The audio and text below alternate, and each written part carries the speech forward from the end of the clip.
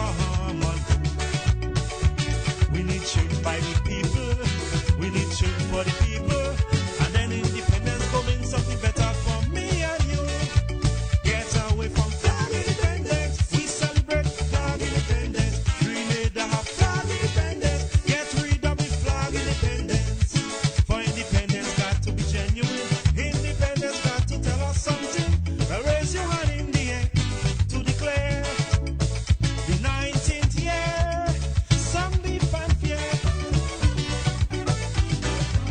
Flag independence.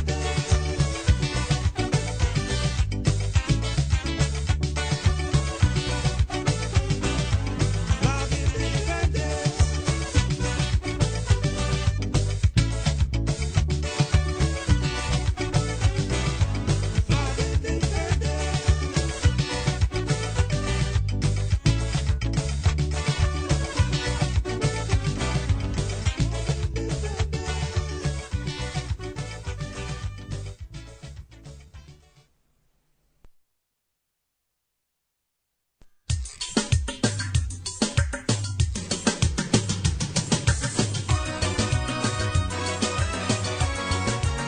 La la la la Lord.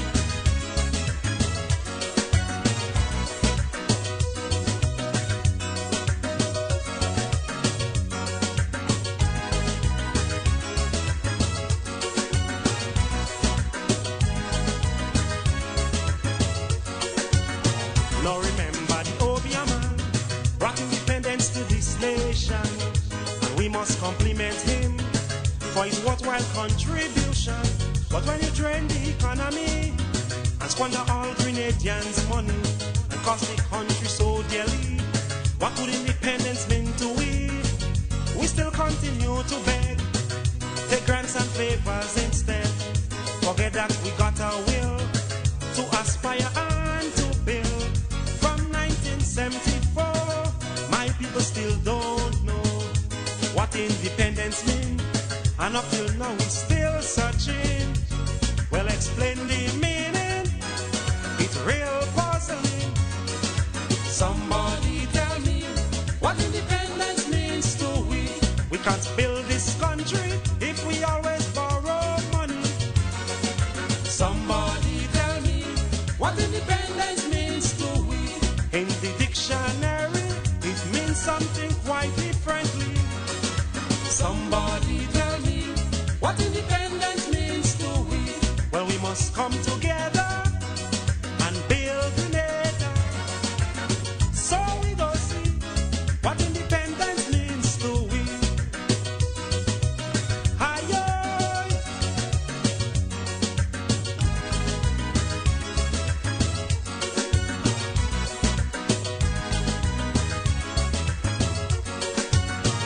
It's time to celebrate. We got our independent state. But in reality, it's hard for us to see. We've got our empty treasury and government crying bankruptcy and low productivity. Don't take over already. Now we got to motivate and educate before it's too late. Appeal to our patriots.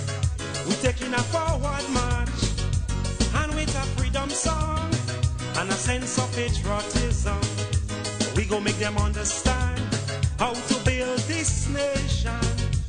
But explain the meaning, something puzzling. Somebody tell me what independence means to we. We can't build this country if we always borrow money. Somebody tell me what independence means to we. In the dictionary, it means something quite differently. Somebody tell me what independence means to we. Well, we must come together and build Grenada. So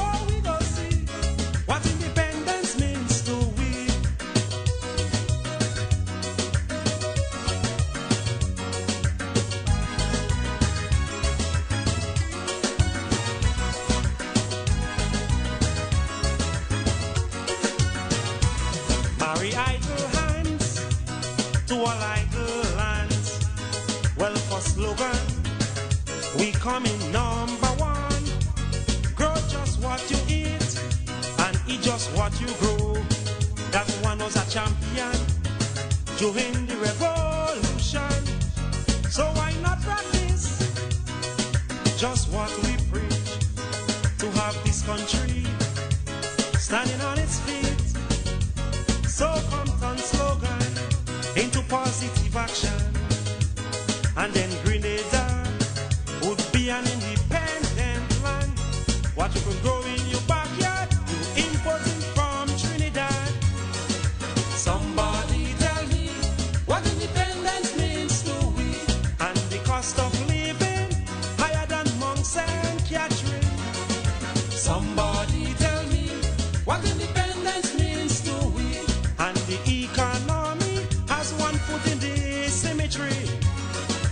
Somebody tell me what independence means to we. Well, we need unity to build this country. Only so we don't see what independence means to we.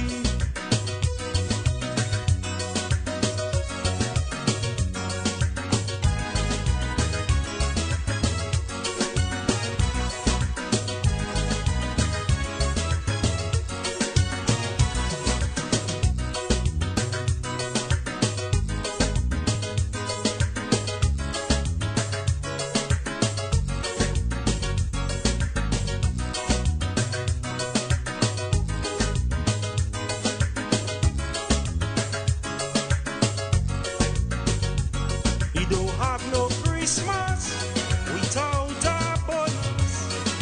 Somebody tell me what independence means to we. You like so much corned beef, rock and you don't want it. Somebody tell me what independence means to we. You like so much Milo, you refusing cocoa. Somebody. And good night to you, Grenada, Carriacou, and Petit Martinique. The rest of the Eastern Caribbean, wherever you're listening to this program, locally, regionally, internationally, we say a special good night to you. My name's Sheldon Scott. I'll be here with you up until the 10 o'clock hour. And we've got quite a bit to go through tonight, so we're not sticking tonight. It's already 9 minutes after the hour of 8 o'clock. Just want to give you all some information on behalf of the new National Party. Yes, tomorrow morning at 10 a.m. they will be having a press conference live from the new National Party headquarters. I'm discussing several issues. We'll give you some more information regarding that in a short. But before we go any further in tonight's program, I want to play something for you all. I was kind of waiting to make sure that enough of you came on. I do find I have enough of you to play it yet, yeah.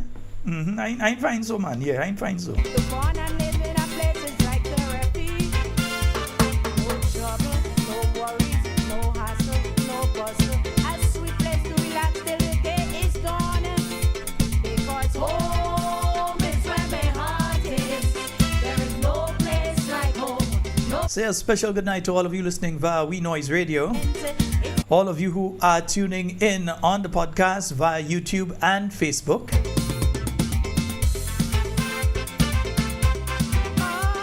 Don't forget the donations, folks. Yeah, I asked for about 20 people. I get about 5. Yeah, nice. Yeah, that's all that came so far. And I'm saying so far because I know those of you that can help will help.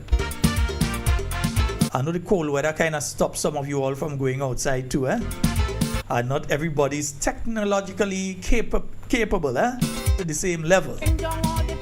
So not everybody can use the platform that we put up from time to time.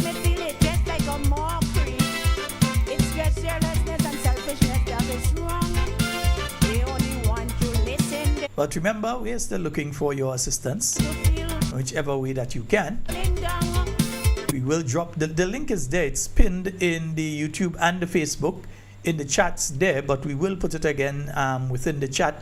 Every now and again I have somebody that puts it, when they remember, they just put it within the chat, yeah? There is nothing there to hide.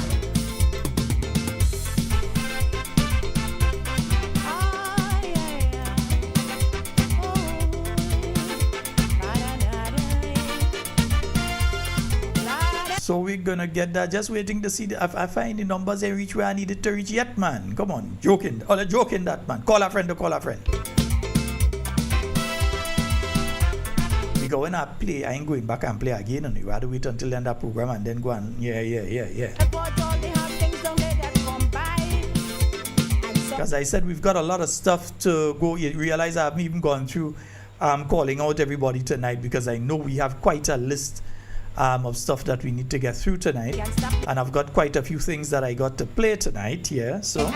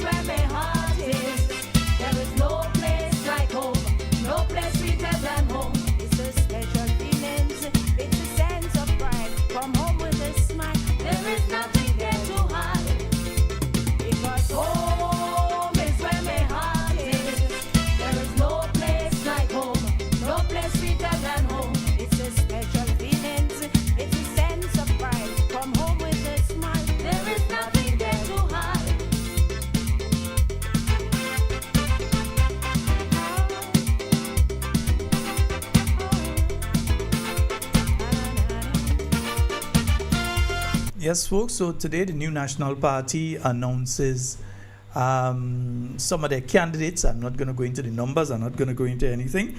Yeah. Yeah, good night to you, Ranks. And Claude Abraham, good night to both of you brothers. Yeah, thank you all so very much. Yeah. And of course, you, Mr. Alban Harris, eh?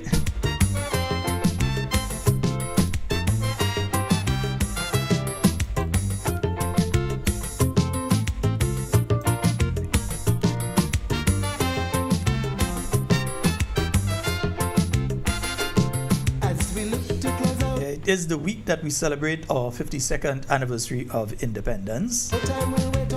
And you know, at this point in time, I think it's about time for me to go and play what I had to play, isn't it? Yeah, let me play what I had to play so all you could hear. Nice, beautiful.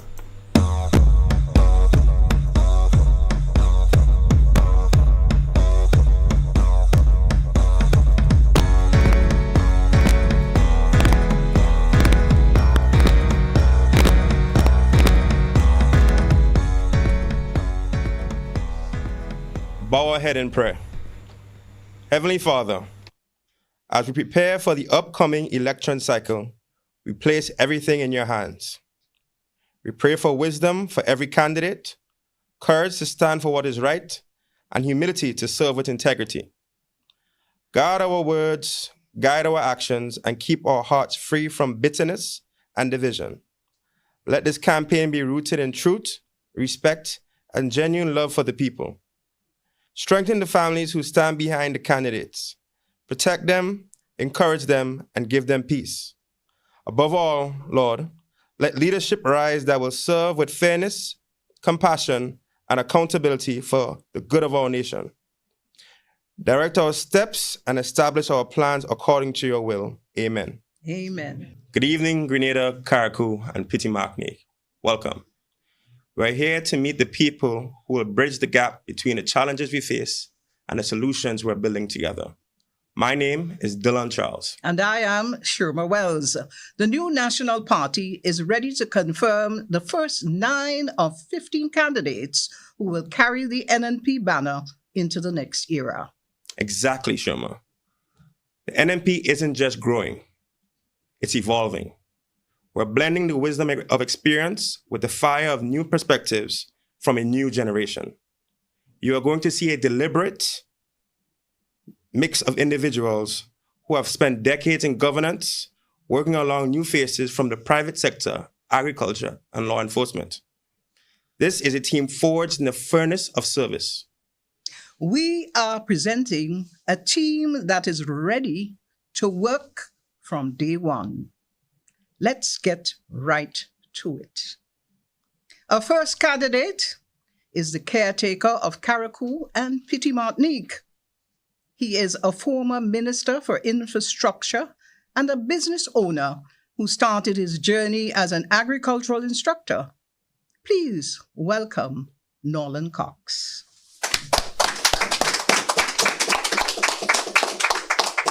Good evening to the beautiful people of Carriacou and Petit Martinique. My life has been defined by service, from the Princess Royal Hospital to the floor of the Senate. I am a project manager by training and, of course, a servant of the people by choice. I'm running to continue the work we started. Solar projects, the desalination plants, and the infrastructure that gives our sister isles and our sisters and brothers of both Carriacou and Petit Martinique the life that they truly deserve. Thank you.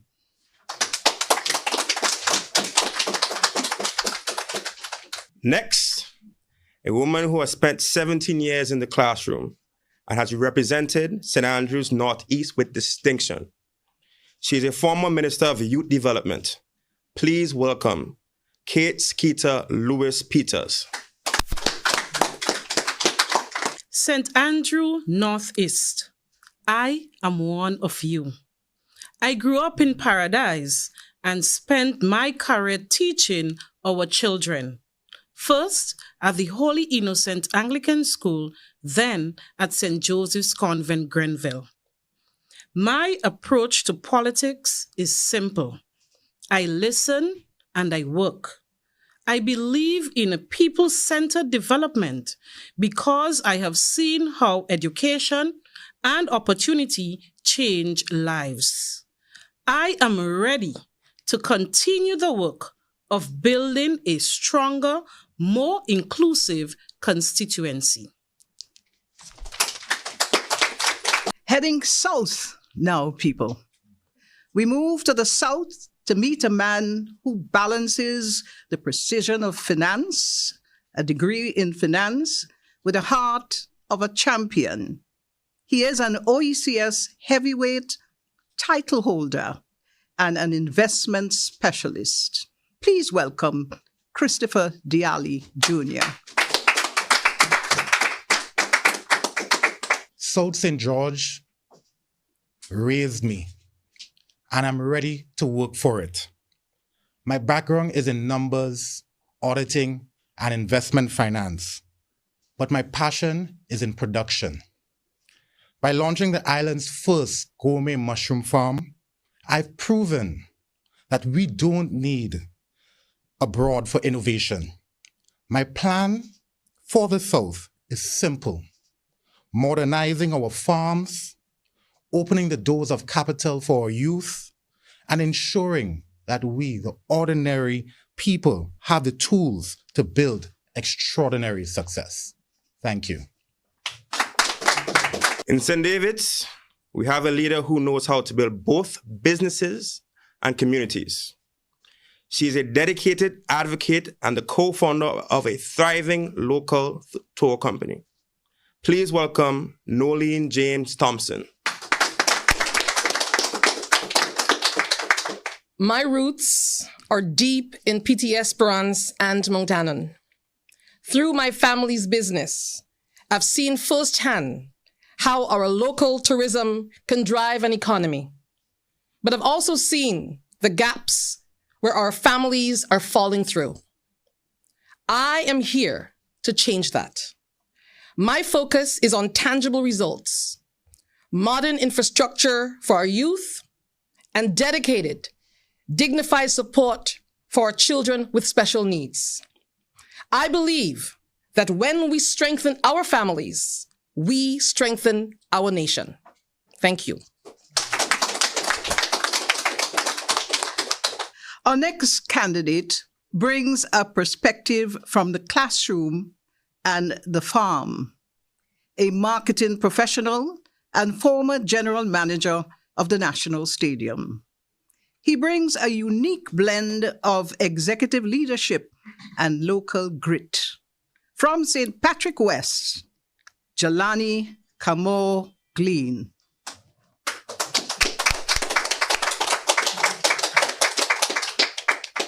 Thank you. St. Patrick, I've been a voice for the voiceless since I was a teenager. Whether I was teaching math at McDonald College or managing the National Stadium, my goals was always the same: results.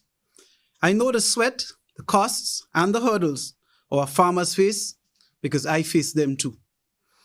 I am running to bring practical, business-minded solutions to the people of Sotez and St. Patrick West. Thank you. For the tongue of St. George, we have a man who has mastered the world of finance but never lost his way home. An ACCA fellow and an assistant professor at SGU. Please welcome Troy Joel Noel. I grew up in the heart of the capital, right at Queen's Park, and I carry the stories of our working families every day with me. While my career has been in numbers and teaching, my focus has always been on people. Whether I am mentoring a small business owner or guiding a student, I have seen that song management is what gives families security. I'm not just asking to be a representative. I'm offering to be a caretaker of our resources, understanding that true leadership is a responsibility to manage all our resources for the benefit of every citizen. Thank you. Returning home after a distinguished career in the U.S. Navy and the NYPD, where he earned the Medal for Valor. For St. George Northeast, Nimrod Oliver. I've spent decades in law enforcement and the military. I know what it means to protect and serve. Even while abroad, I never stopped supporting our schools and our police force right here in my home. Now I'm back to serve you directly. I want to use my experience in leadership and public administration to uplift the youth and build safer, stronger communities in St. George Northeast. We turn now to a candidate who has spent over 2 decades representing our nation's interest and in various capacities. He's a doctor of global business and a career public servant. Please welcome Dr. Adrian Joseph.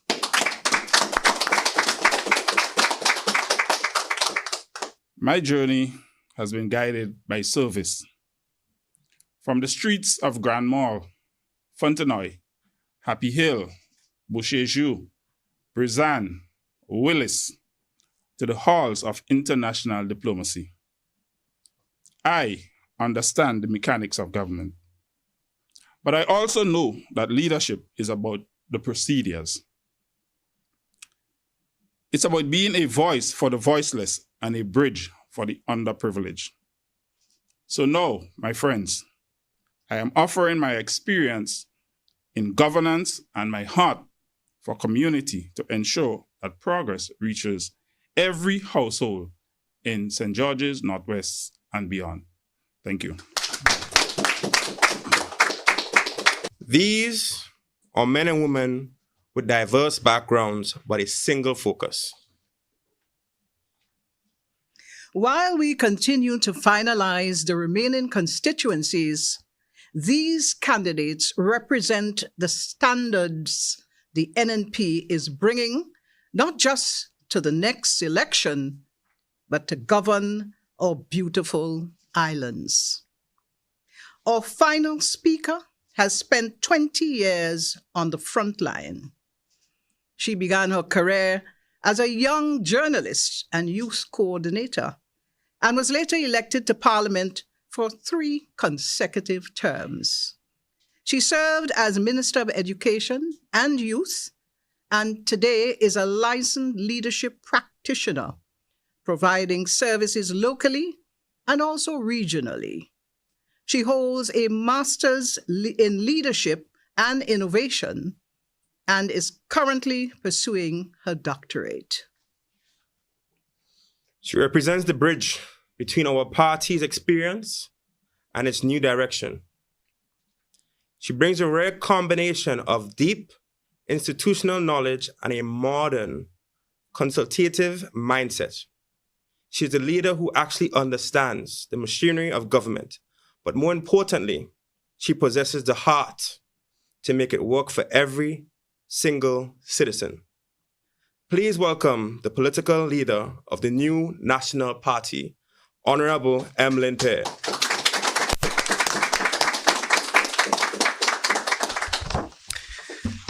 Thank you. Thank you very much. My fellow Grenadians, brothers and sisters of Grenada, Carriacou, and Petit Martinique, this is a very important and significant milestone for the new National Party. But more importantly, I believe it is a significant milestone and a moment for Grenada, Carriacou, and Petit Martinique. We recognize that Grenada is currently in a season of selective silence. We see a government that often retreats when the questions get difficult, silent on cost of living, which keep rising daily, and silent on the urgent healthcare concerns, silent on the real concerns of the average family of this country. When leadership is unsure of the next step, they tend to go silent. And when they learn on the job, it is the people who pay the price. It costs the farmer his market, and it costs the taxpayer his hard-earned money. We didn't come here to just point out the silence. We are ready to deliver to the people of this country. We are here because we have assembled a team that is ready to govern from day one. Look at the men and women introduced to you. In any other era, any one of these individuals would be a centerpiece of a campaign. Now they stand together. Every single candidate you've met is a star in his or her own right. We don't have placeholders on this stage. We have architects of resilience like Nolan Thompson and Kate Lewis-Peters, who are the steel in our fabric, our social fabric, ensuring that no citizen is left behind as we rise. We have security experts like Nimrod Oliver, who knows that we cannot have progress without peace. We have diplomats like Dr. Adrian Joseph, who understands that leadership is not just about holding a seat, but about building bridges. We have financial heavyweights like Troy Noel, who understands that the national budget is a contract with the people, ensuring that every cent serves the many, not just a few. We have visionaries like Christopher Dialli Jr. and Jelani Glean, who are transforming agriculture and commerce into high-growth industries that can compete on the world stage. We didn't just look for people who can win a seat. We look for people who could also run government. We look for people who understands that we sit in the seat of power, but we are servants of the people first, not their masters. We must be honest about where we are. We are seeing the high cost of inexperience. We have a government that is learning on the job at the expense of our country and our future. The New National Party offers the only viable alternative for this country: modern experience. We are a party that has evolved. We have taken the deep institutional knowledge of our seasoned leaders like Dr. the Right Honorable Keith Mitchell and Brother Gregory Boeing, and the know-how to keep this country stable during global crises. And we have fused it with the fresh, innovative energy of our new candidates. We are the bridge between stability of the past and the possibilities of the future. We know where the levers of government are, and we know how to pull them to make life better for our people. Brothers and sisters, we present to you the first 9 stars, 9 workers, 1 mission. Our slate of 15 candidates is near completion, and I urge you to stay tuned over the next coming days for the launch of the final 6 candidates. We are the New National Party. We are people-focused. We are ready to govern. We are ready to work for you. And we say to you, may God bless you. May God bless Grenada, Carriacou, Petit Martinique too. Thank you.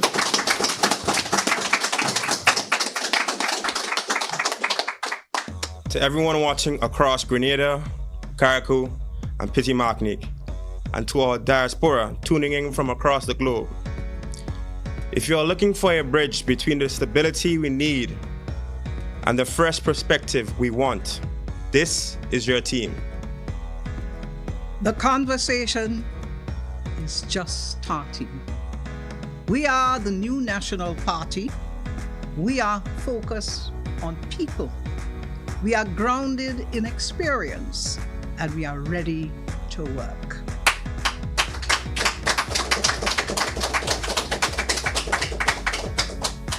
For the first 9 and for the full 15 yet to come, we are one team with one mission. Thank you for letting us into your homes and onto your screens.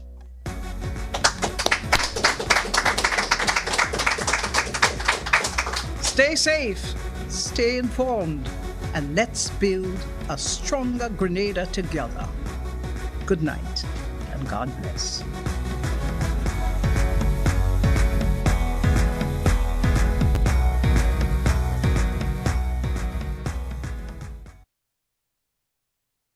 Yes, indeed, folks. So there you have it. 9 candidates of the New National Party announced officially today, and you will hear, as the political leader of the New National Party announced, you will hear in the coming days, not coming weeks, not coming months, but in the coming days, you will be getting more information regarding the last 6 candidates that the New National Party will be announcing. All right, so stay tuned. And as I mentioned, tomorrow morning the opposition invites members of the media and you, the viewing public, to view a live press conference addressing the critical state of national governance.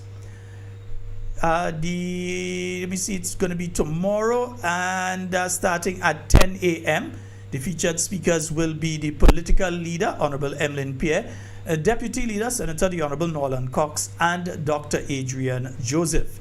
All right, so you'll be getting some brief statements and also questions and answer in relation to various issues. So that will be taking place tomorrow at 10 a.m. Yes, Talking Points will be broadcasting it, so you can check Talking Points at 10 a.m. tomorrow, and you will get that press conference. All right, so that will be taking place tomorrow from 10 a.m. All right, nice, beautiful.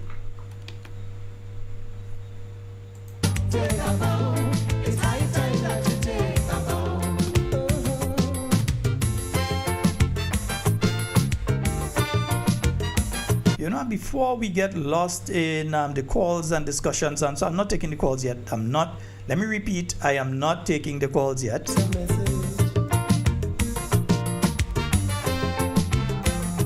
I just wanted to play some of the presentations from today by the new National Party team at the Senate. They did an excellent job, give them a bravo. They did an excellent job discussing the bill at hand, that is the bill to decriminalize marijuana and the different aspects of that. So it is important that you all get the message of what was being said today. So let me see if I can just, looky day, nice. Right, yes, so let me just pull it up because I want you all to get the presentations themselves and to hear the new National Party team in action at the Parliament today. So I am just getting it here. I couldn't do it like that today. I had to do it like this. Nice, yes. So let's get that, and then when we finish that, we'll be opening the phone lines and having some discussions. But it's important to you to hear from the new National Party team. Very important for you to do so. Good. Nice. So let's get to that.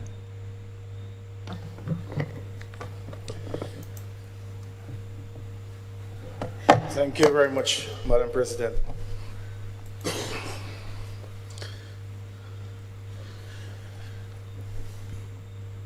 Madam President, I stand here today to contribute to debate on the Drug Abuse and Prevention and Control Amendment Bill 2026.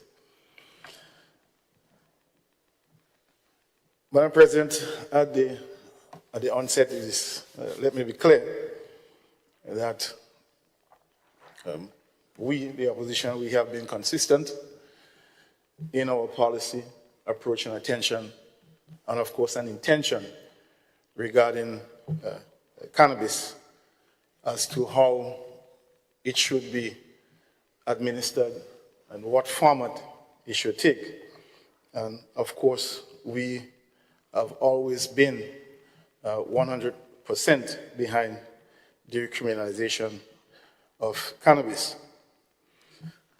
However, Madam President, the construct is one that must bear significant integrity for it to function properly, for it to achieve the intended objectives, and of course, to minimize any negative impact as much as possible.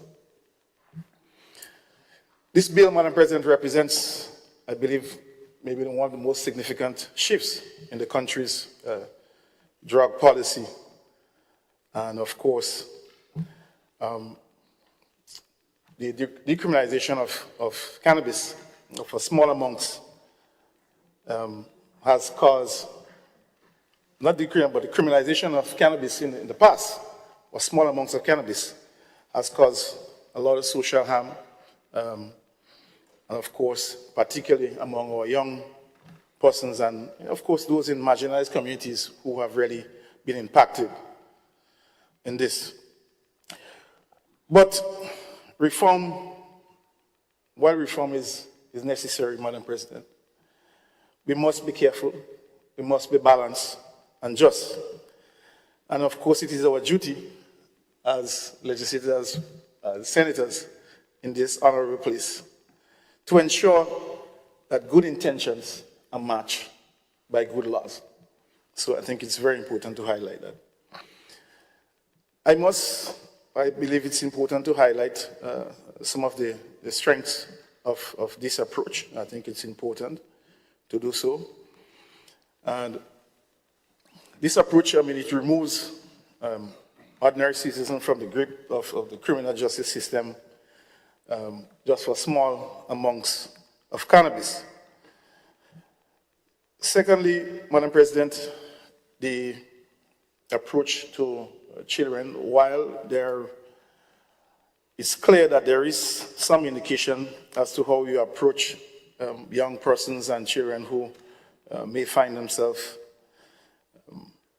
in contact with cannabis, I still think that there is room for improvement and strengthening that approach, Madam President, but it must be commended that approach to look at them in terms of the counseling and also to ensure that no criminal record is assigned to persons in that regard.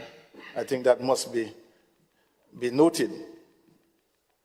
The third amendment that I noticed falls in line with the Rehabilitation of Offenders Act. I think that with the expungement of past minor cannabis convictions, that also is noted and commended.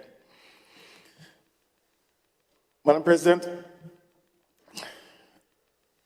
these are real and meaningful advances, and of course, I think it's important that we acknowledge them.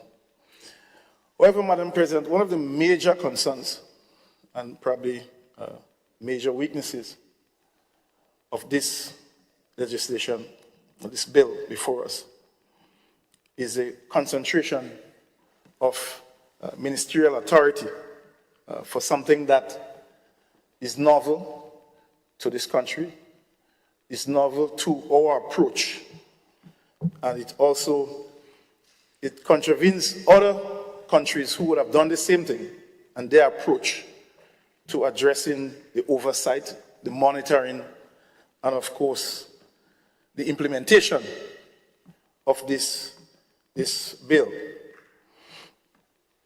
Madam President, this bill begins with a significant over-reliance on ministerial discretion. I think that is something that we need to flag. And we'll speak more about it and we'll dive deeper on why I raise this. Throughout this bill, we see the minister is empowered to authorize cultivation for religious use, declare exempt events, designate approved public smoking areas, approve organizations for counseling, and amend key schedules by order. All this rests in one office. And Madam President, I'm not saying this in the context of who is a minister currently, but this goes across the board, Madam President. It has nothing to do with the whole of the office, but more so to the integrity of the legislation before us. Legislation must be designed not only for the best minister, but for any minister, Madam President. That is what we believe. And while there is a precedent that most of our legislation that comes to this honorable place, the office of the assigned minister is responsible. In this case, Madam President, this legislation is far too important for us to use the same approach. I think there is clear opportunity and there is clear practices where other approaches in terms of governance and implementation of this legislation could have been utilized.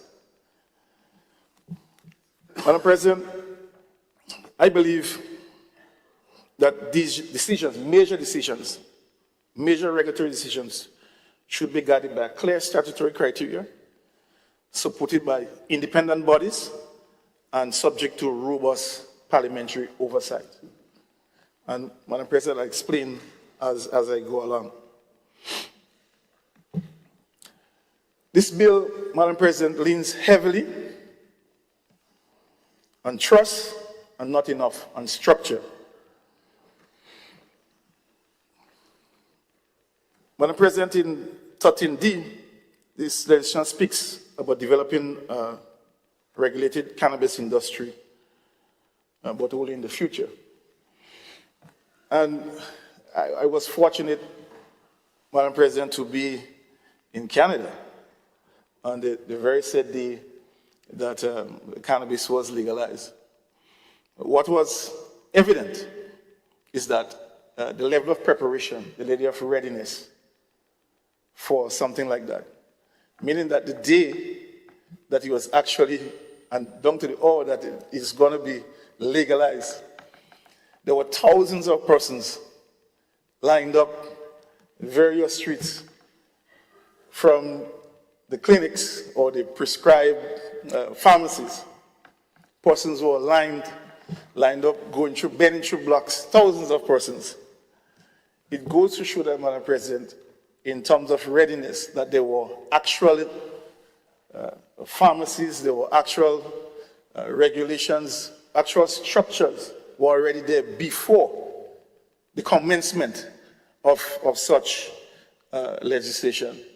And we've seen, in our case, the difference, that we are given legal authority to something and we do have no structures to support it. And hence the reason why I am saying that leaving that discretion to a minister's office is very much risky.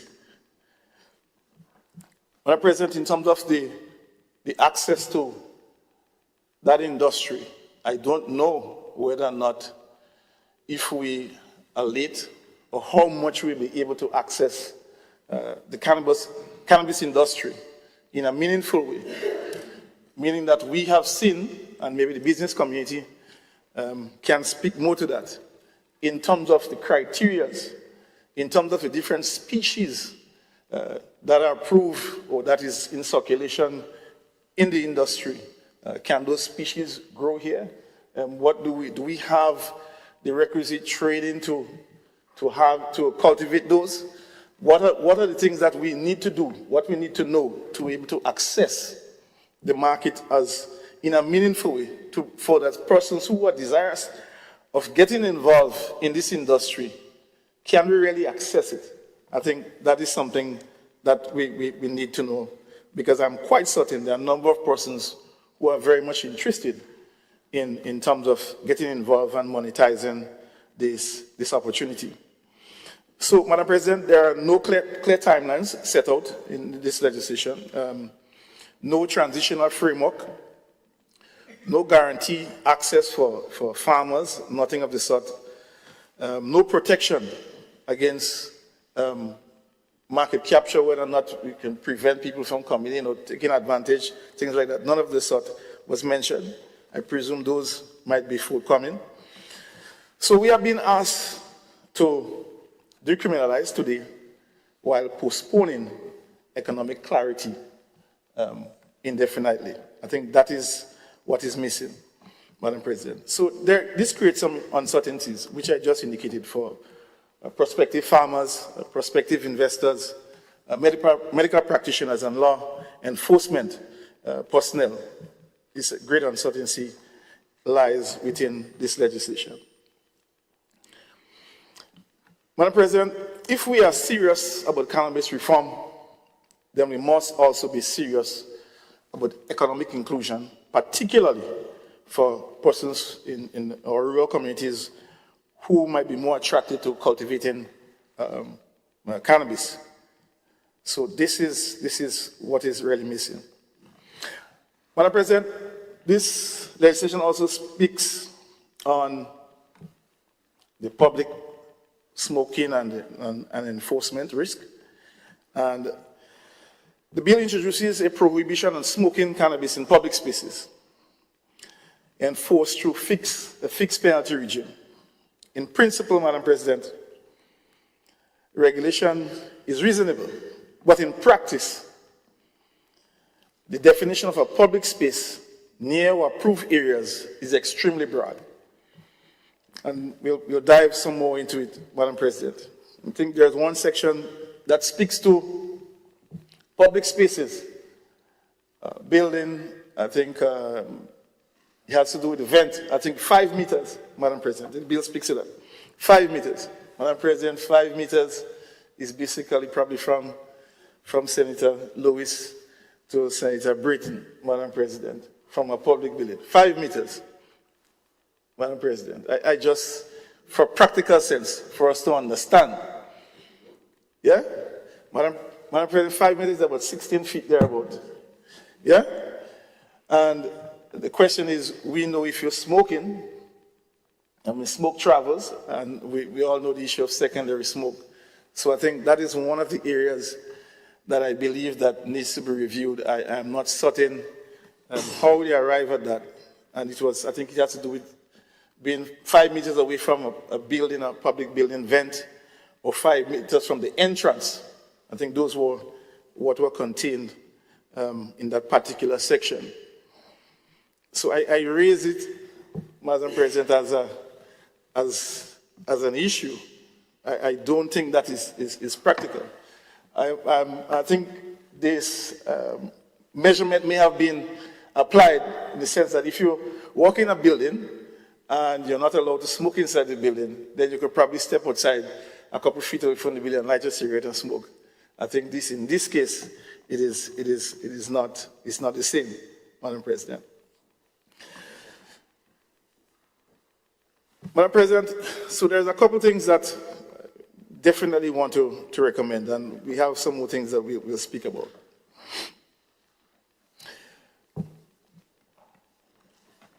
So the issue of protecting children is non-negotiable, Madam President. Our kids are, of course, parents' pride and joy. And the whole issue of the implications on young persons, we are all aware. I mean, I heard the Minister for Social Development spoke passionately about how parents feel when their child is found themselves in contravening with the law and are taken to prison or to go to court. Madam President, as a parent, I don't know how a parent will deal with a child who has been impacted mentally by the use of this drug, as we have seen, and having to go to a mental home for care. So there are two sides to this, Madam President. It's not just from the criminal side, but also the mental side. And we have been having significant conversations about mental health in this country. And of course, the cost it has, not only for the state, but also on families. And those of us who are parents and who have seen parents who have to deal with kids with mental issues understand the pain. And as such, this must not be glossed over. Yes, but while we recognize that decriminalizing small quantities and removing persons who have small infractions, that will be a benefit. But there are more important aspects of this law that we are trying to gloss over, which is the mental impact on our young people, Madam President. We have to take that into account. We must. Madam President, this bill permits medical cannabis use, but it leaves the most practical question unanswered. And we speak about how affordable will it be? And there are questions about that. Will local production be prioritized? Are doctors adequately trained? How will misuse be monitored?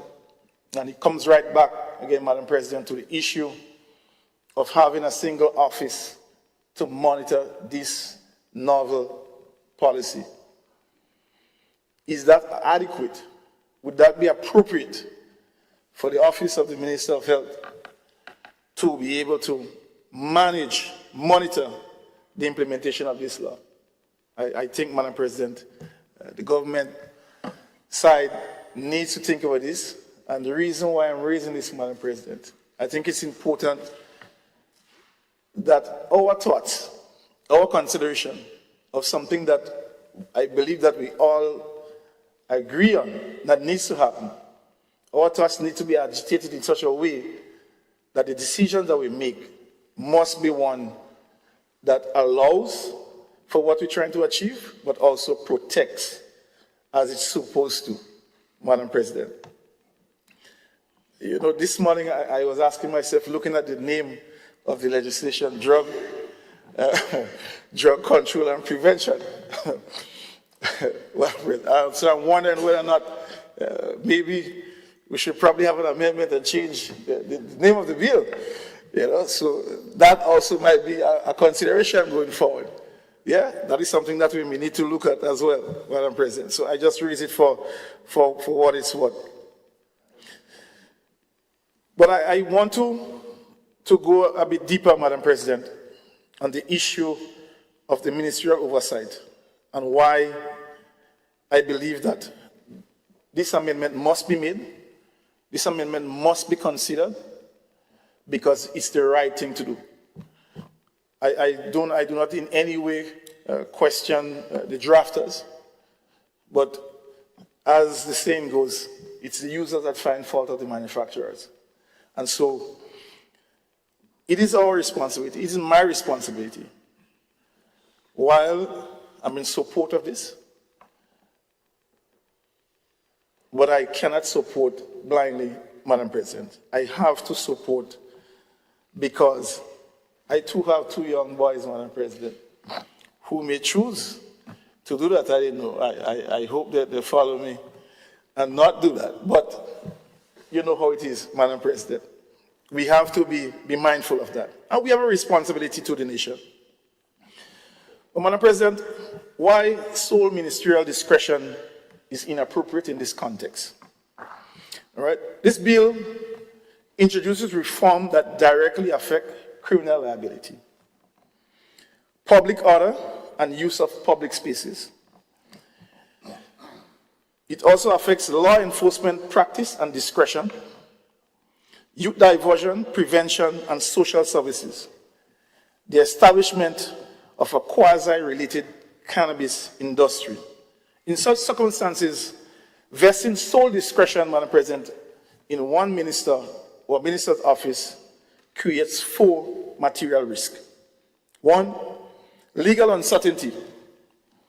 As citizens and enforcement officers cannot know the full scope of their rights and obligations at the time the law takes effect.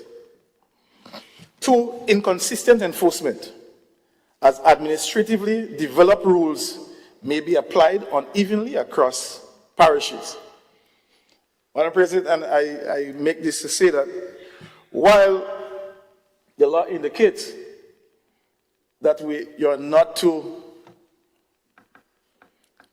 no recreational smoking, but the same legislation indicates, Madam President, that at the minister's discretion, he could designate an area for smoking. So I don't understand what is it that we're trying to achieve.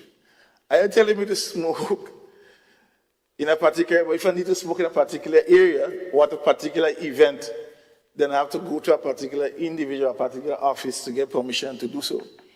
We have to be clear, Madam President. I think this is where the inconsistency lies, and this is where confusion can arise. And it'd be difficult for law enforcement officers to be able to use their discretion in terms of how they should dispense their authority on this law.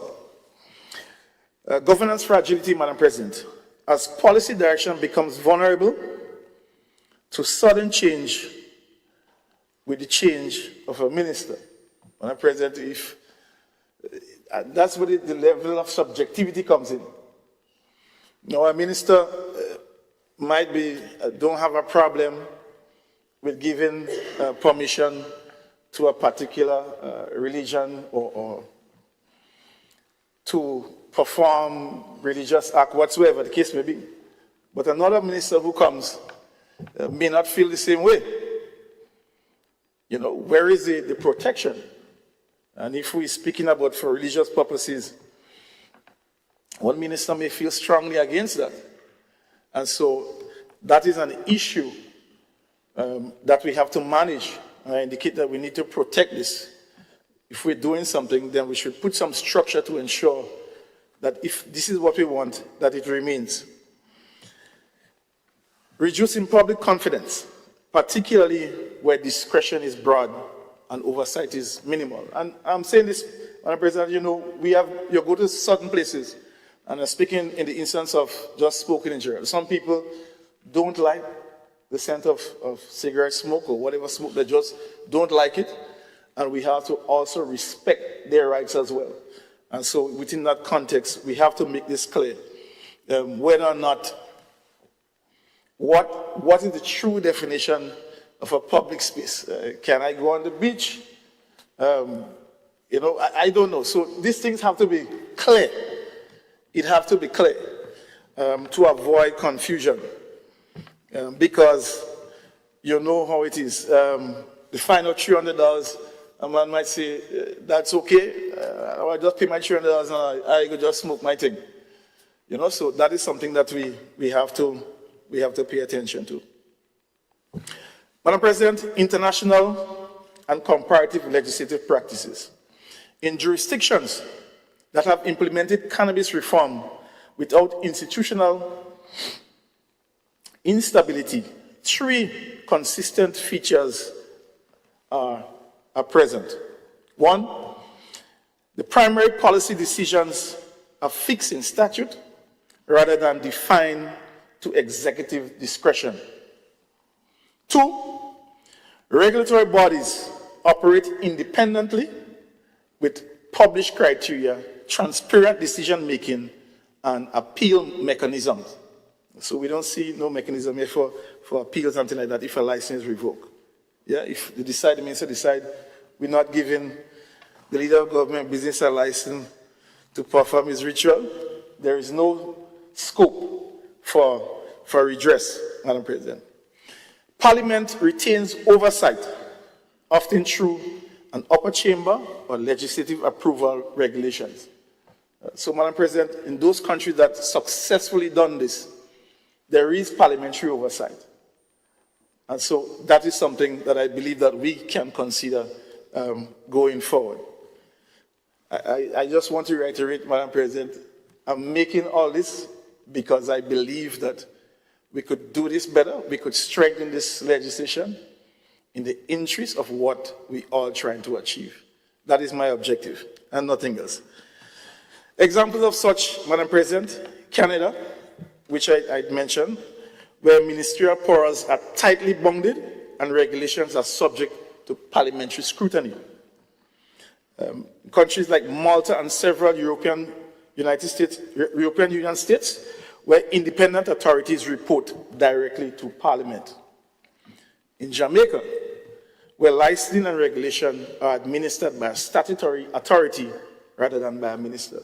So there are clear examples that we can follow and adopt from to ensure that we get this right.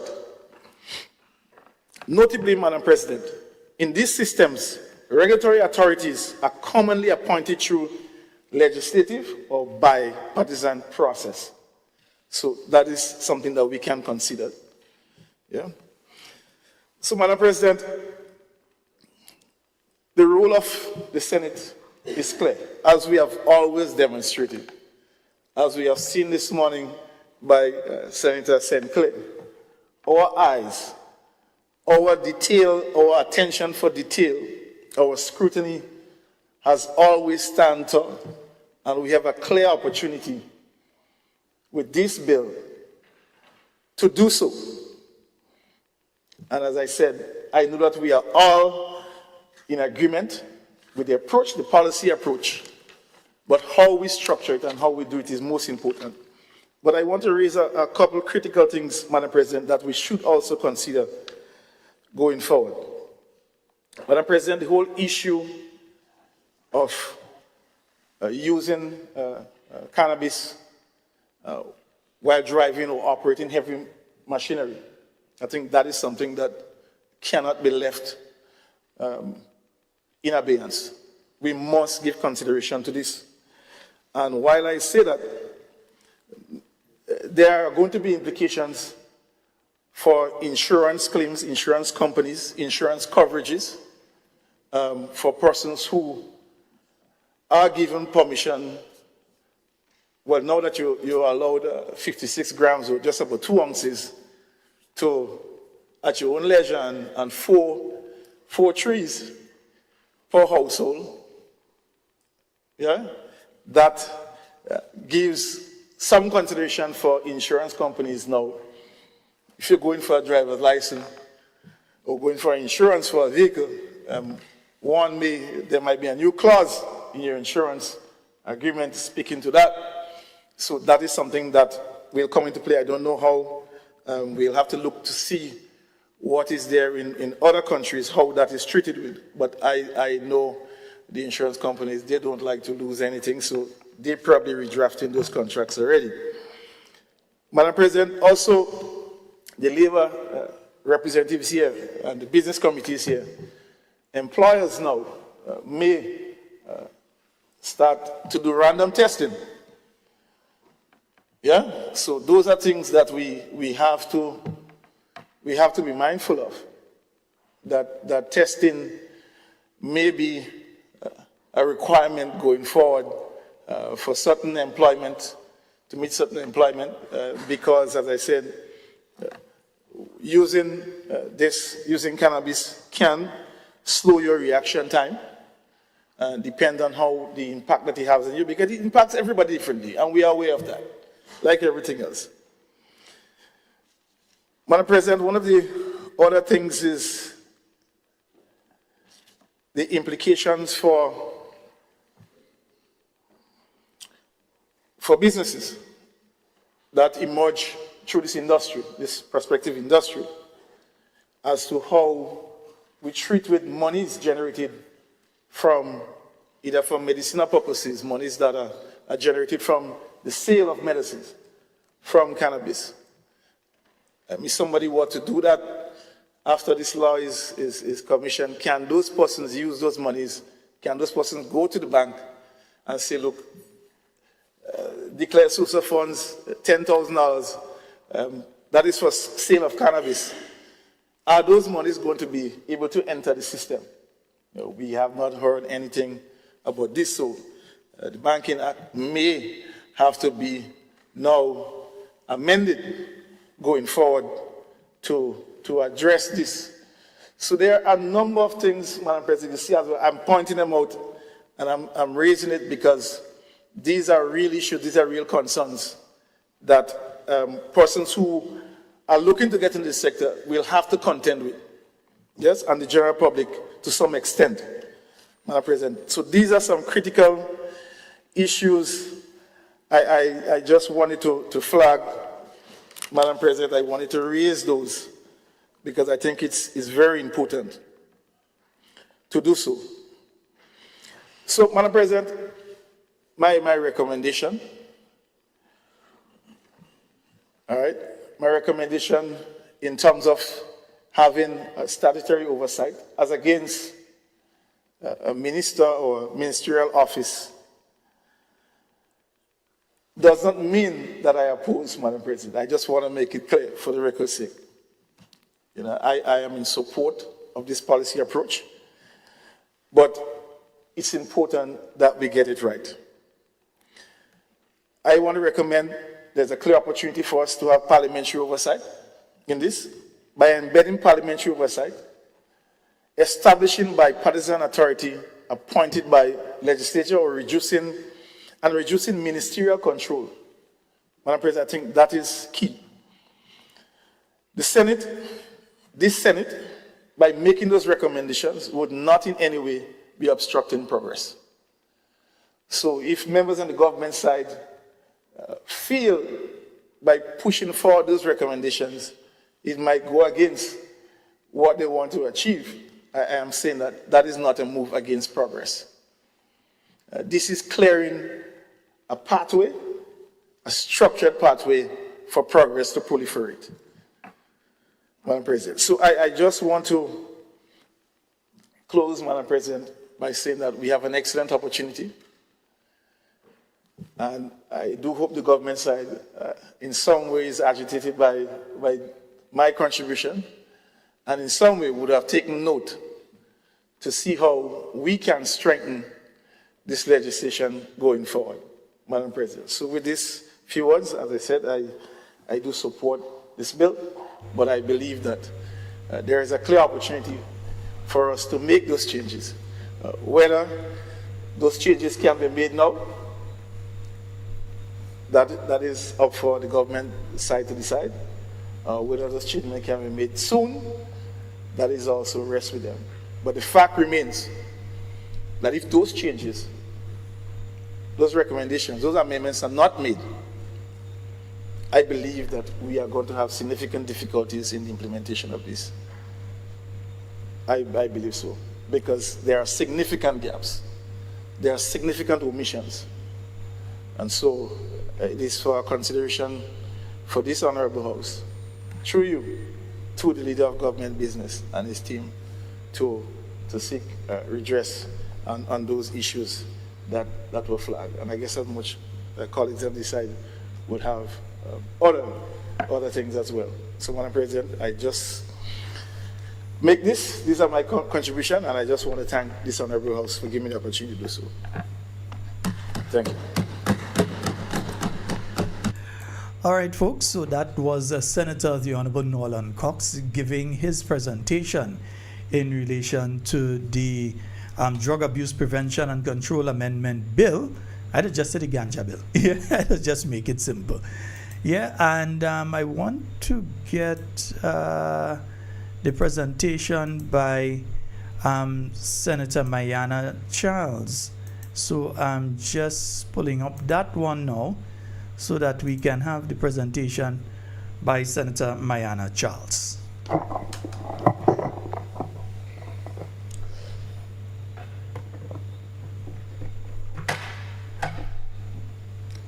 Thank you, Madam President. And before I begin my brief contribution, I would like to greet everyone, including my colleagues, present in this honorable house today. Madam President, I rise in support of the direction of the bill and decriminalization in principle as a concept.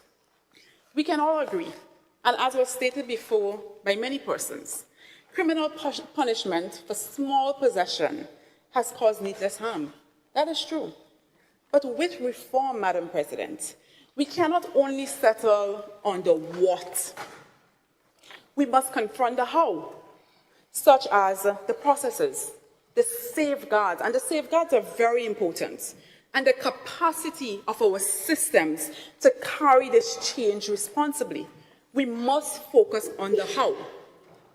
Because, Madam President, decriminalization, and this is very important, without proper guardrails does not remove risk. It simply transfers it. It takes it out from our courts, yes, but it can potentially move it into our houses, into our communities, into our already overburdened healthcare system. So we need to also look at those guardrails. This is crucial. You know, and I would want to start with one of the first important areas. Protecting our young people must therefore be of paramount importance. Yes, there is a wealth of research out there, and yes, cannabis has therapeutic potential in the right setting, but we must acknowledge that cannabis is not the first-line drug for the treatment of any of those conditions mentioned. And it is not the most effective. So we also have to acknowledge that in the broad spectrum of things. But, Madam President, it is a fact that cannabis, like alcohol and other drugs, is not harmless. And I heard this point stated before, it is not harmless. Unlike other drugs, it has the potential to be abused. It's just the reality of things. And I will go on further to say that the public health evidence shows that cannabis use can interfere with brain development. And our children, our young adults, which goes beyond the age of 21, in fact. Our brains don't stop developing at 21. It is a reality. The evidence shows that. They are particularly vulnerable. And the main psychoactive ingredient in cannabis has been linked to long-term cognitive problems, such as difficulties with memory, difficulties with learning, difficulties with attention, things that don't just affect education, but can also affect social function. So when we're looking at a bill, we have to seriously consider those things, especially the public health impacts and brain development, and how this can affect our young people, not only up to age 21, but beyond that point. And let us not forget the mental health risk. Madam President, for people who are vulnerable, because of genetics, for instance, or existing conditions, cannabis use can increase the chances of severe mental health outcomes. We can take a trip to mental health facilities on the island, and the physicians there and the nurses there will tell you that a lot of persons there are there because of marijuana use. It increases the risk of psychosis, diagnosis of schizophrenia. That is a reality. It is a reality. And one thing I also want to highlight, a lot of the times we refer to drugs as starter drugs, right?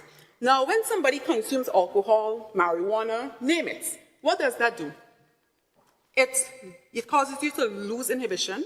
It affects your impulse control. I take one drug, I want to take another drug. So we cannot separate those things. We have to look at it holistically. Today, we not only hear about cannabis, we have to look in the scope of other drugs, because I can simply lose my inhibition and want to consume other even more. And, I'll make that point as well. And when we look at social media, we have persons that scroll through social media. We call it a doom scroll. You're on your phone and you're just scrolling. It affects reward mechanisms in the brain. The same reward mechanism that drug can affect, causing addiction. So we have to also consider those things when we are looking at this bill. We have to look at it holistically.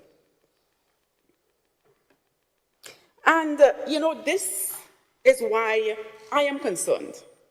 And the safeguards that I expected to see clearly outlined in this bill is, for the most part, at least in my humble opinion, insufficient.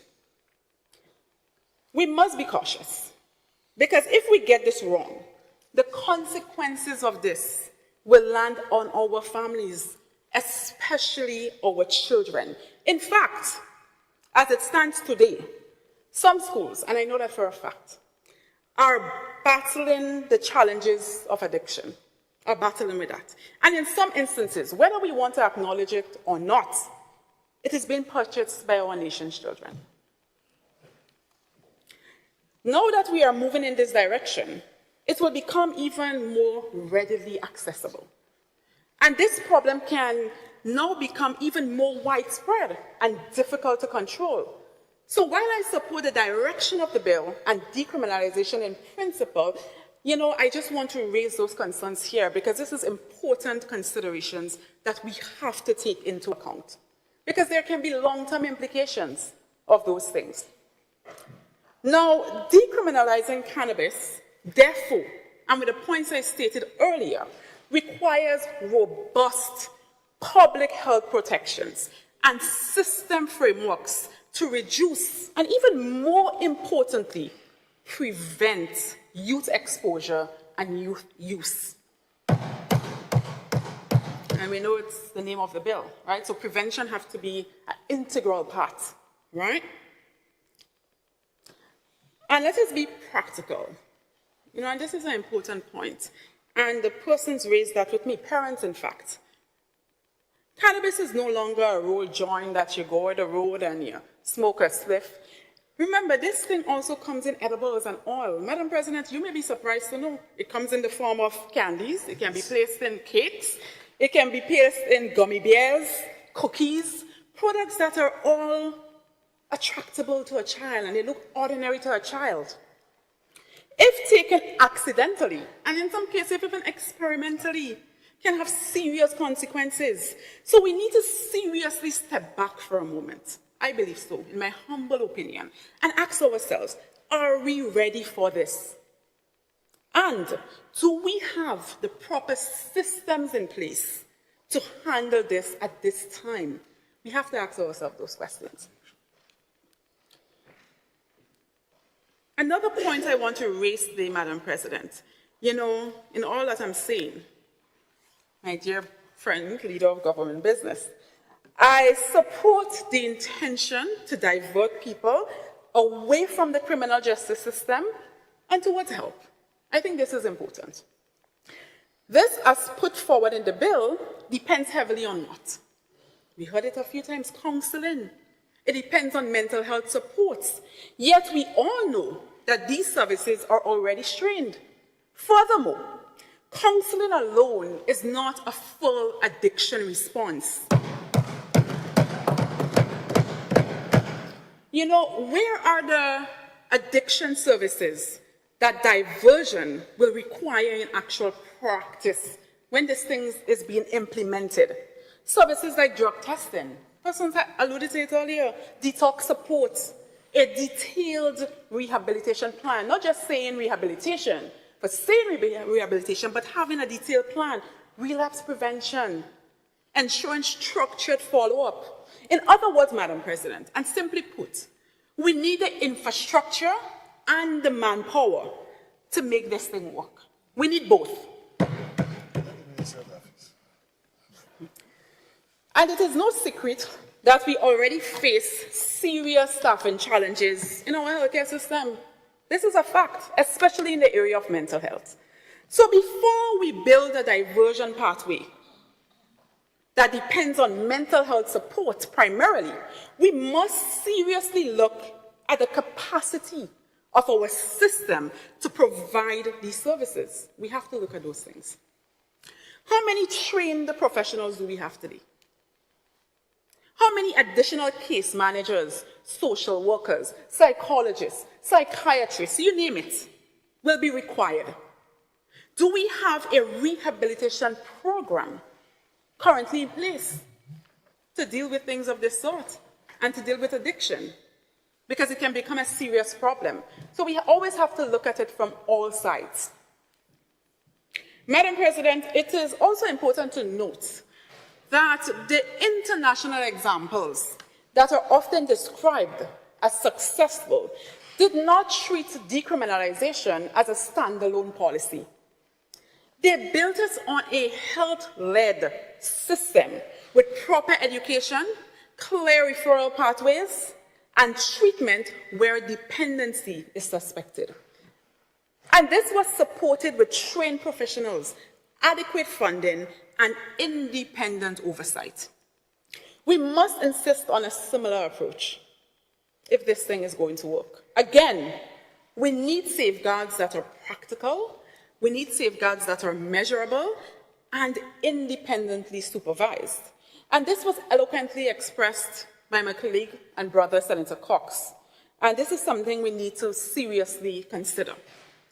Again, I will close by saying, I support decriminalization in principle, but decriminalization without adequate rehabilitation services, without accessible addiction services, without real mental health capacity, and without clear safeguards, especially for our young people, risk creating new problems, even with the best of intentions. So I hope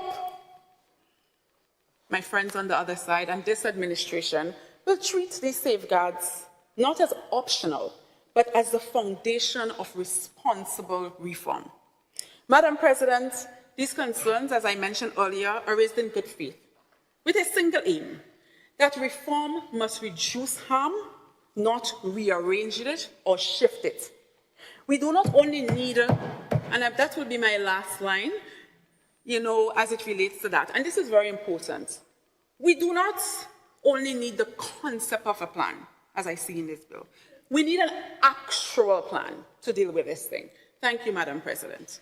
Thank you, Senator.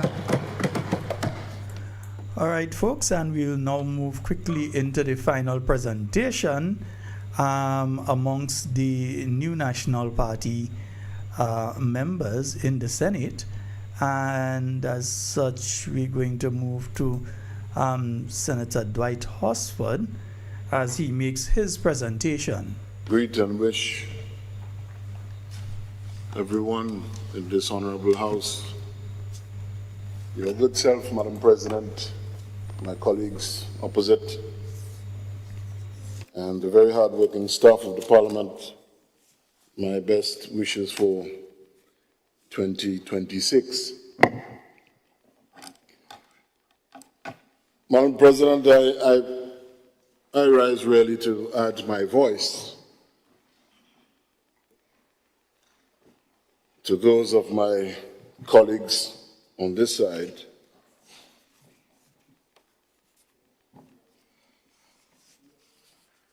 in our contribution to the discussion and debate on this amendment bill to the Drug Abuse Prevention and Control Act.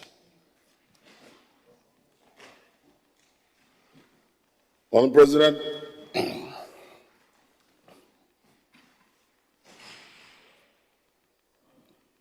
a constant refrain that you would hear certainly from this side of the House is that we do not oppose decriminalization of cannabis. I think the policy objectives, although it is not a novel one, we see neighboring territories and countries moving in that direction, and there is a reason for that, Madam President. Decriminalization and legalization are very distinct concepts. They're quite different. And I was happy to hear Senator Francis emphasize that. Because this bill does not achieve any legalization of anything. In fact, as I would shortly discuss, the decriminalization that it proposes is very limited. But decriminalization is a form of control, drug abuse control, Madam President.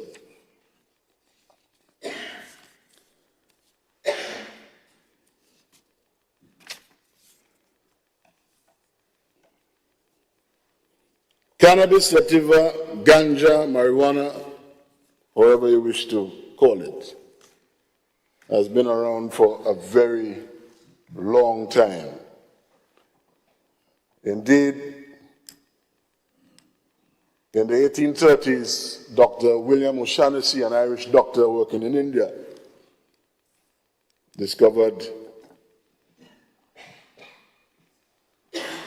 beneficial uses medically from his observation of the intoxication of Indians and their use of it. Beneficial uses in relation to easing seizures, vomiting, pain, and that sort of thing. Now, there is good and bad in everything. We must begin there. And all medical substances and ingredients that we use chemically now, whether it's in the form of potions, tablets, pills, are extracted from nature's givings, offerings, and plants and herbs. Let's begin there. But these are extractions through a process that removes ingredients and substances that are targeted to relieve certain ailments.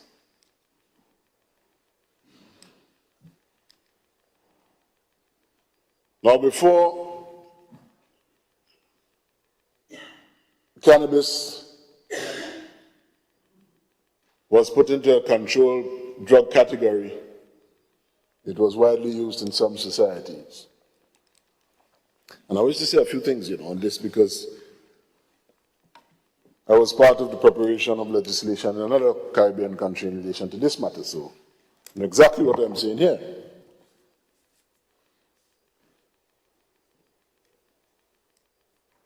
But take, for example, the coca plant. The leaf, if you chew it, and if you boil it as tea, it is beneficial in terms of suppression of hunger, fatigue, pain, that sort of thing. But the concentrated substance that is produced from it is a psychoactive drug everybody knows as cocaine. Good and bad in everything.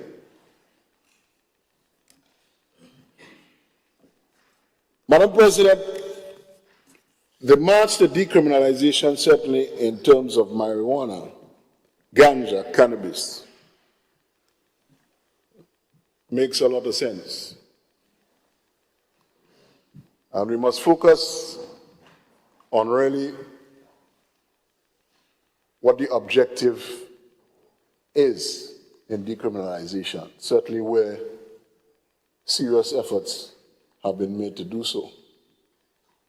It is not focused on medical use because already there is regulated medical use of extracts from cannabis. It is in relation to smoking and addiction, drug abuse, because I began by saying, Madam President, it is a form of control. And it certainly makes a lot of sense because the statistics over the years have shown that the problem of abuse, overuse, has been in a certain demographic, certainly young people that have been engaged in deviant behavior. And so, understanding the social context and that we all need second chances, I support the move to expunge criminal records of people who have been criminalized, charged, and penalized for small uses, small amounts of cannabis. Very good idea. Because, you know, criminal records, Madam President, they don't disappear. One simple incident and the record of that stays with you until you're dead, no matter what the real circumstances surrounding how it came to be. And I think that is a very good idea. So decriminalization, there's nothing wrong with that. And expungement, absolutely nothing wrong with that. Not a new idea. Other places have been doing that.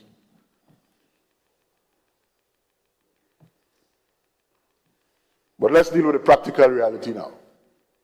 That was just the concept. Let's deal with the practical reality. What does this bill achieve? This bill achieves limited normalization of what is already happening.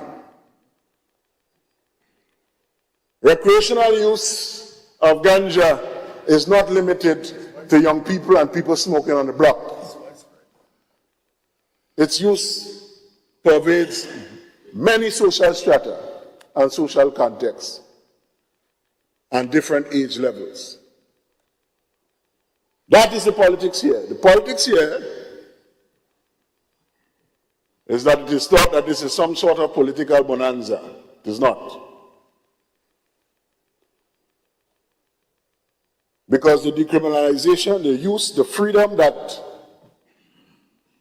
was expected and people were made to expect is not introduced in this bill. And the qualifications and different nuances and exceptions and all of those things only create more confusion for you than clarity, as I will demonstrate.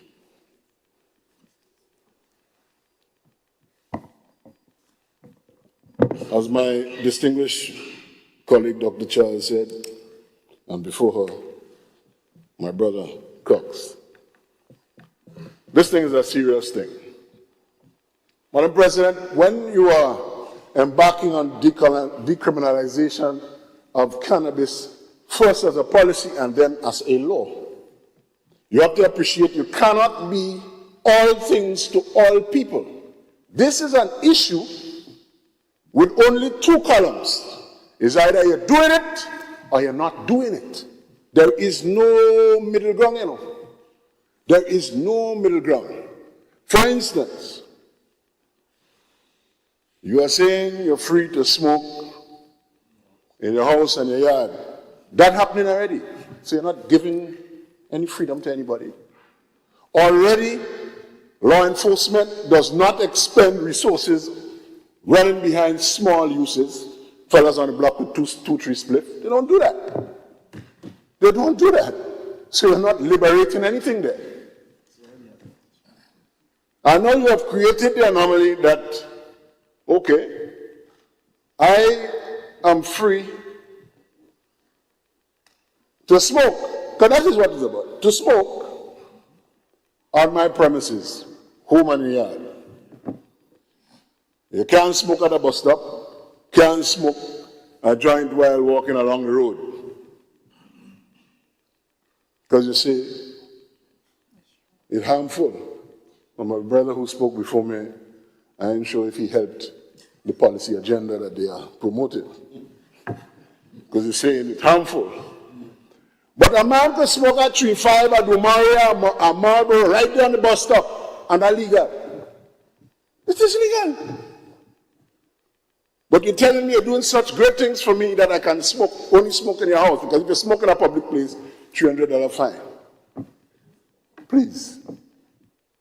It's a joke, a political joke.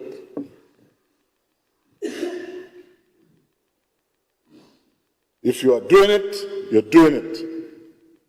You can't be all things to all people.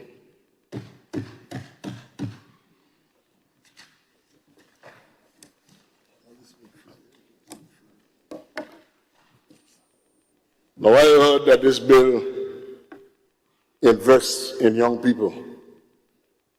In what way and by what stretch of the imagination? This bill doesn't invest anything in anybody. It does not create any opportunity for young people to do anything. As my learned sister and distinguished sister said, you need to have a certain social apparatus to give support where there is addiction. You see,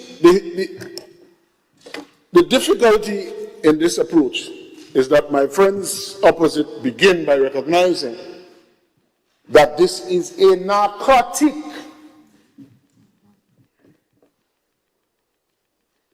And even though they promised as a political matter, they will legalize, they realize that you can't do it. Decriminalization is a narrow field in which you can permit recreational, sacramental, and spiritual use without creating market economy in what is a narcotic.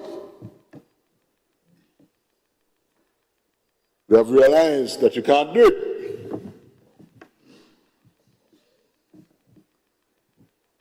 There are 3 major international treaty conventions. Madam President, you should be familiar with them. I think it's the 1961 Single Convention on Narcotics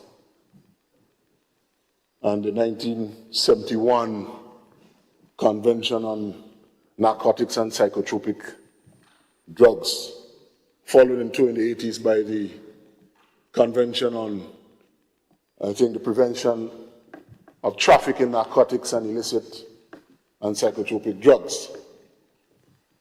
All countries, with the exception of a few United Nations countries, which I think are described, some describe them as rogue countries, do not and have not signed that, and are not committed to that. So we must begin by recognizing the classification as a narcotic.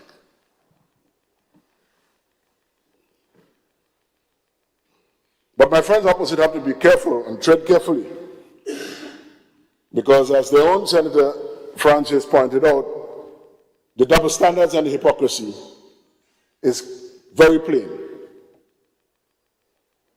What recreational users were expecting in the proposed decriminalization, they ain't getting it. What they expected was more liberty in what they're already doing. What carnival time when you go on and party boat, you think they're smoking that?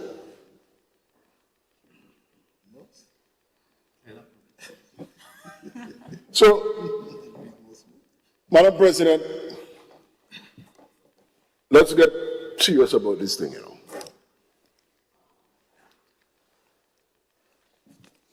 Let's get serious about this thing.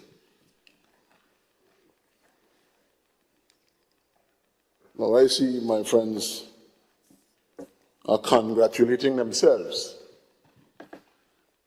saying that this bill achieves something for the Rastafarian community that has never been done before. Well, let me tell you where I stand on that, Madam President. Consistent with what I just said. It's either you're doing something or you ain't doing it. Sacramental use of cannabis in Rastafarian rituals have existed for a very long time. This is not new. Not new.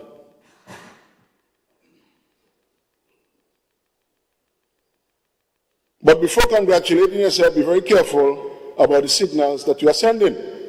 If you are to be serious, first and foremost, I want to see the official recognition of Rastafarianism as a religion, as a faith. Start there, number one. Don't tell me inside this bill that you have a minister that will make the decision to make a declaration as to what? Depends on political permission of a minister as to occasion and events for permitting the use. I mean, really? You cannot be all things to all people. It's either you're doing it or you're not doing it.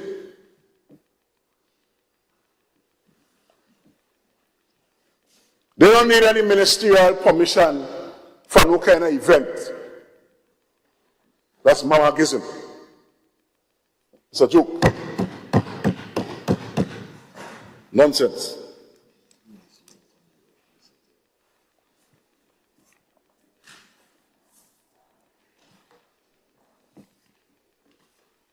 In fact, it's an insult for thinking people who's in a mind for you to come and tell me a minister has to declare events as a religious event and so on, so as to permit the thing. If you recognize the religion and you recognize its importance ritualistically, sacramentally, permit it. And done. But we know, Madam President, that we are certainly here spend a lot of time flying and gathering and the time run out. So we have to start ticking boxes now. And as my good friend said, Charles said, it's not even a full tick. What is that? A half tick. Don't play games. We see that a mile coming. Stevie Wonder, see that from your balcony?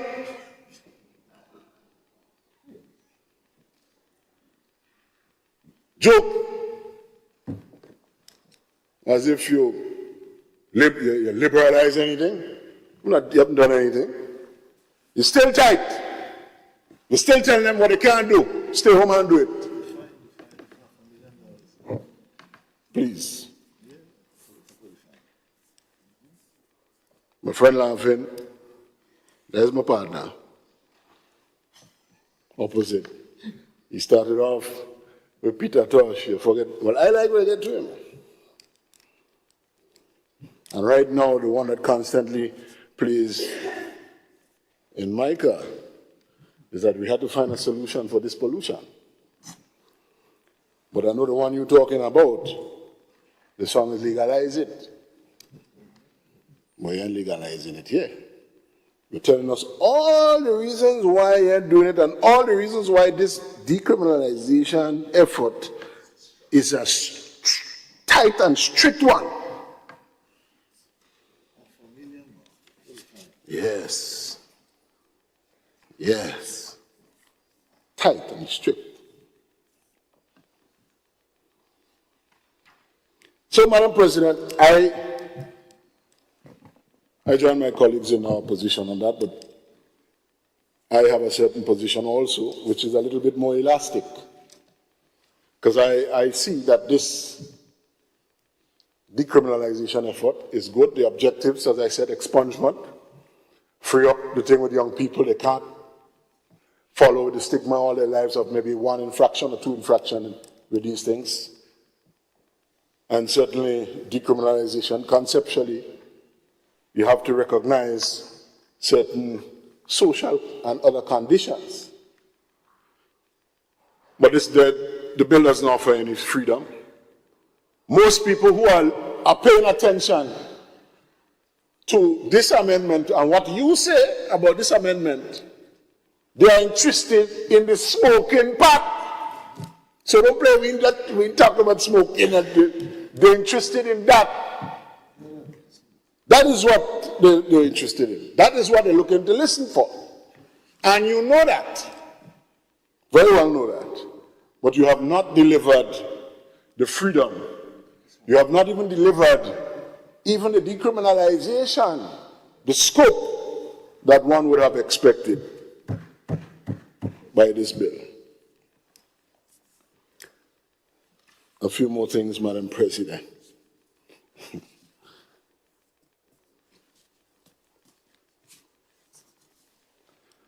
Madam President,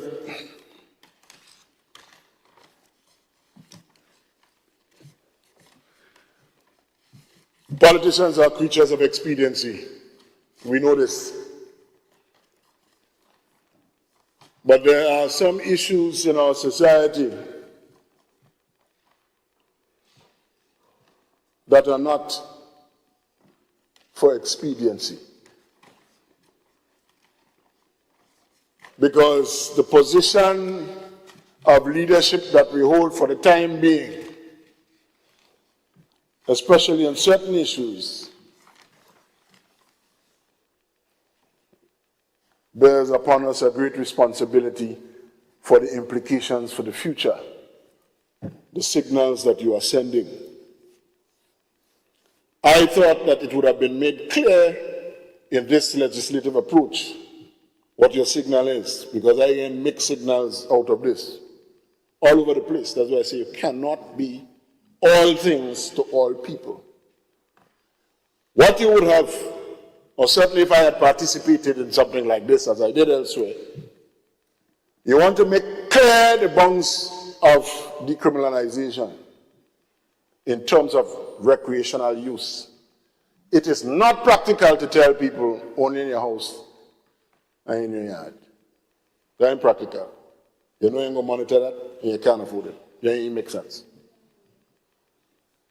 You have to understand the expectations outside it, and you have to understand what is already happening in terms of the use.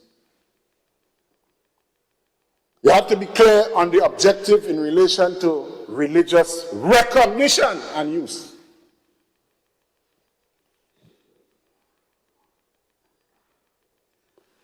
Third, you must be careful as to how it rolls out in relation to substance abuse and rehabilitation, because you're sending signals. This is for adults and responsible people and for responsible use. That's an adult thing. And so I don't want to repeat the admonitions of my sister, Dr. Charles, but they are quite valid, and they will do well to keep these in mind. But Madam President,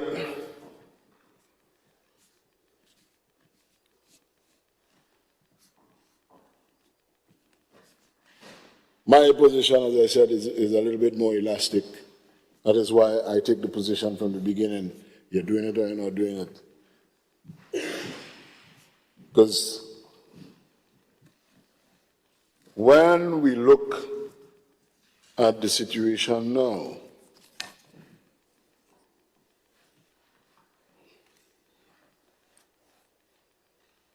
the use of ganja as a narcotic is hardly the interest of the system, particularly the justice system. It's hard drugs that we're interested in, the cocaine and the thing and them, no ganja. It's harmless in terms of how it is happening now. People smoke some joints, some split, it's harmless. As the sister opposite pointed out, they know and we know all too well the disastrous effects of the abuse of alcohol Many of the cases in the system, and my learned, distinguished friend, the Attorney General, will very well know that. A lot of the cases in the system, whether it's murder and grievous harm, operate in a context where the violence is inspired by alcohol consumption and its abuse, motor vehicular fatalities, alcohol abuse. You ain't seen none of the statistics saying somebody run off the road and kill people because they smoked the joint. You ain't here to chop up somebody by the shop because they smoke the joint. Most they smoke the joint and they get mellow.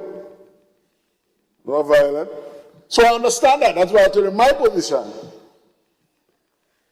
is that it's quite correct that in the system, even already, we don't need to be wasting resources running behind those things. But the important aspect of decriminalization must be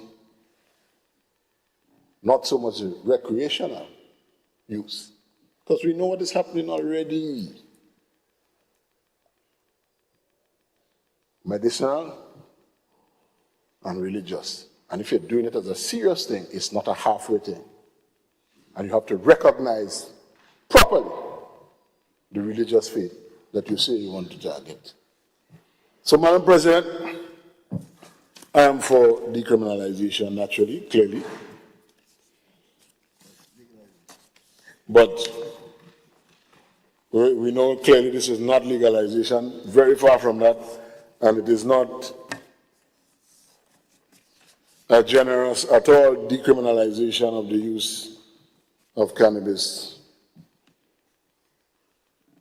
Madam President, I am certainly in favor of expunging the record, especially when young people made a wrong turn in life before, given the social attitudes towards its use, and have had a record against them.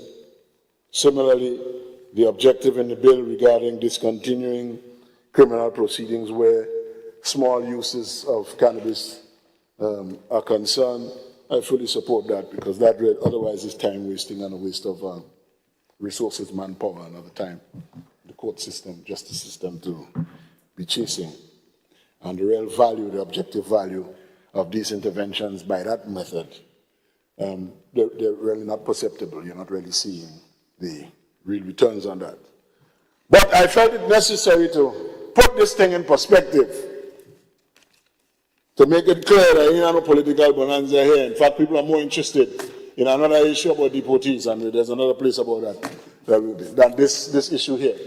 So, Madam President, with those few words, these are my offerings, my contribution on this, and I wish to say that we will continue with our consistent approach to this particular issue.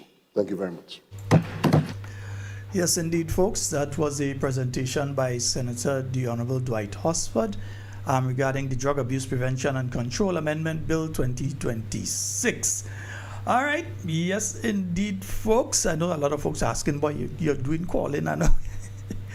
I think for tonight we're going to stand down at 10, because I think we've got a lot of information tonight that we have to really delve into.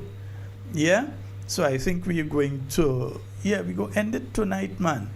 You got and tomorrow morning, remember, folks, we've got the press conference. Tomorrow morning, there will be that press conference by the new National Party regarding various very important national issues.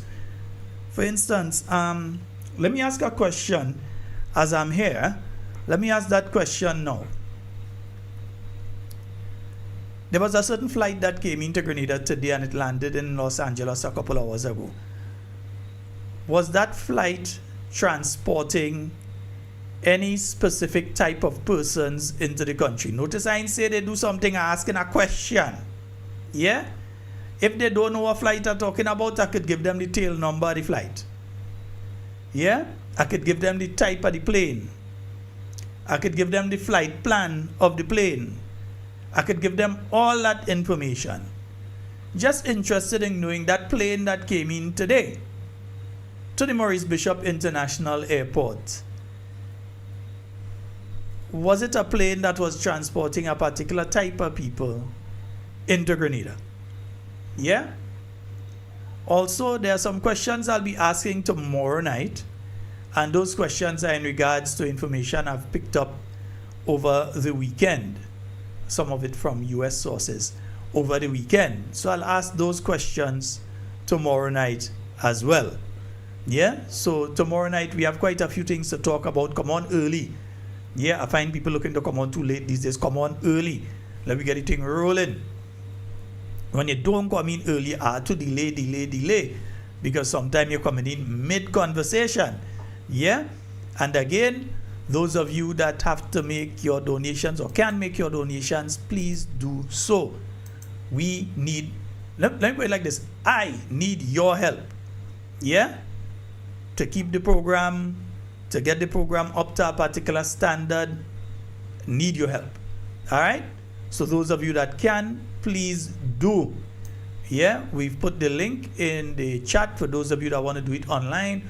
We've put the link in the chat so that you can make your donations. I was looking for 20 people. As I said, I get 5. Out of the 20, I got 5. Yeah, so I'm a good way off. Let me see. Yeah, the barber, I ain't know if that barber want me to call his name, so I ain't gonna call particular name. All I can say is the barber, big up fella, good night. Yeah, let me pick him up one time. But I ain't go call his name. Next thing say, boy, where you do that for? I didn't want my name. No, I just, yeah, right, yeah. So we doing it like that. Nice. So indeed, folks. So folks, that is all the time we have for Talking Points tonight. As I said, it doesn't make sense going into a new issue tonight. You've seen the launch of the candidates. You've seen the presentation by the NNP's team in Parliament today. And tomorrow morning, reminder from 10 o'clock, you can tune in to Talking Points. We will be broadcasting that press conference. The political leader, Honorable Emlyn Pierre, Deputy Political Leader, Senator the Honorable Nolan Cox, and the caretaker for the new National Party in the St. George Northwest constituency, Dr. Adrian Joseph. Yeah, we will be having 3 of them on the press conference tomorrow.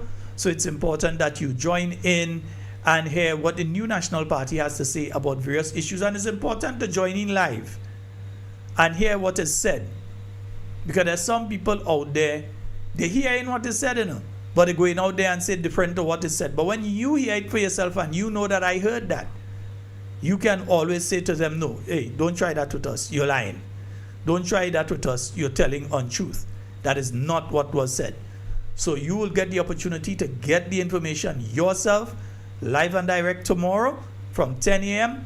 You can check the Talking Points page, the New National Party page, and all the Facebook pages, the YouTube pages, and so on. And you will get that press conference tomorrow morning from 10 o'clock. And just in case you don't get it, you could tune in a little later because it's recorded. So you could tune in a little later and view it. We won't be playing it over tomorrow night, no. But you'll be able to tune in and get it tomorrow from 10 o'clock. All right? So, folks, as I said, that's all the time we have for Talking Points tonight. It's been wonderful being here with you. And in everything you say and do it safe and secure. Want to be speaking to and with you, and definitely not about you. My name's Sheldon Scott. I am out. Somebody tell me what independence means to it. You like so much.